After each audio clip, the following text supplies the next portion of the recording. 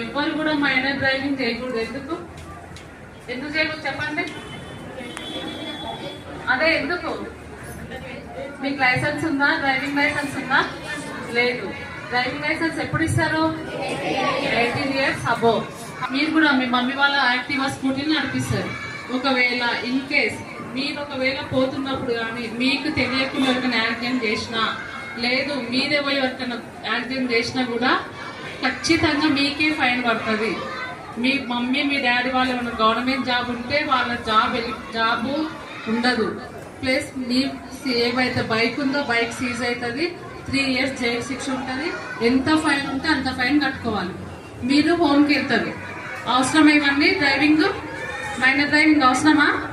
ఎవ్వరు కూడా చేయాలి. అయ్యో మేము ఇక్కడనే గల్లీలో తిరుగుతున్నాం, ఎవరు చూడ మమ్మల్ని అనుకుంటున్నా. ప్రతి గల్లీలో మా పోలీస్ వాళ్ళు సీసీ కెమెరాస్ పెట్టింది.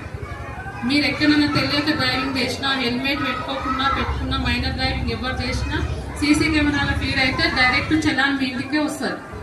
ఓకేనా? బైక్ నెంబర్ కొడితే చలాన్ వస్తుందా? ఇంటి అడ్రస్ వస్తే చలాన్ వస్తుంది.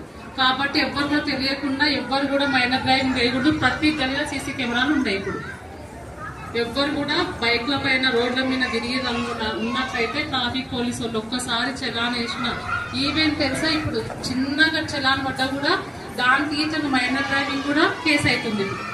అది కూడా కేసుగానే పరిగణిస్తారు. ఏ జాబ్ కూడా ఒక్కసారి మన మీద ఎఫ్ఐఆర్ అయినా, ఒకసారి నువ్వు ఏదైనా కేసు ఇరుక్కున్నా లైఫ్ లాంగ్ ఏ జాబ్ కూడా మీరు అర్హత కాదు, ఎలిజిబిలిటీ లేదు. తెలుసా? అది మీకు తెలుసా? ఒకసారి ఎఫ్ఐఆర్ అయితే ఏమవుతుందో?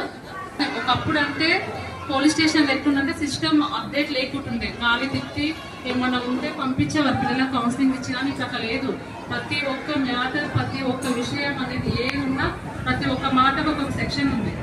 ఒకసారి ఎఫ్ఐఆర్ అయిందనుకోండి, మీ ఆధార్ నెంబర్ కొడతారు, సిస్టమ్ మొత్తం అప్డేట్ చేస్తారు. నువ్వు 10 years తర్వాత నీకు ఏమైనా జాబ్ వచ్చినా, లేకపోతే నువ్వు అబ్రాడ్ వెళ్ళాలనుకున్నా కూడా నీకు ఫస్ట్ పాస్పోర్ట్ ఎంక్వైరీ ఎవరు చేస్తారు? పోలీసే చేస్తారు. అవునా కదా? నీకు గవర్నమెంట్ జాబ్ వచ్చింది, ఎవరు ఎంక్వైరీ చేస్తారు? పోలీసే ఎంక్వైరీ చేయాలి. అప్పుడు కనుక ఎంక్వైరీలో ఒక ఆధార్ కార్డ్ నెంబర్ కొట్టినట్లయితే 10 years బ్యాక్ ఏదైనా కేసు ఉన్నట్లయితే రిజెక్టెడ్ అని రాస్తారు. లైఫ్ లాంగ్ ఏ గవర్నమెంట్ జాబ్ రాదు.